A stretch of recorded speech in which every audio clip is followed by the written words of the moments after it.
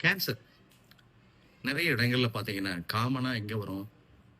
உணவு குழாயில, உணவு பையில, நாக்குல அல்லது தொண்டையில. அடுத்தது பார்த்தீங்கன்னா, கல்லீரல், அ பிரஸ்தகுலம் அதாவது புராஸ்டேட்ல, கருப்பையில இப்படி நிறைய இடங்கள்ல புற்றுநோய் பாதிப்பு இப்ப அதிகம் பேருக்கு இருக்கு. இந்த புற்றுநோய் இருந்தா, நீங்க ஆங்கில முறை சிகிச்சை எடுத்துட்டு இருப்பீங்க. கீமோதெரபி எடுப்பீங்க, ரேடியோ தெரபி எடுப்பீங்க. தொடர் சிகிச்சை எடுத்துக்கிட்டே இருப்பீங்க.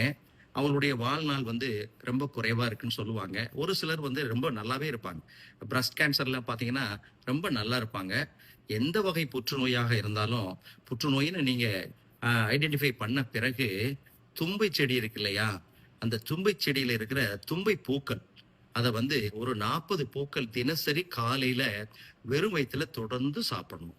எந்த வகை புற்றுநோயா இருந்தாலும் சரி, தொண்டை புற்றுநோயா இருந்தாலும் சரி, இரைப்பை புற்றுநோய் எந்த வகை புற்றுநோயா இருந்தாலும், தும்பை பூ 40 பூக்கள தினசரி காலையில வெறும் வயித்துல தொடர்ந்து சாப்பிடணும்.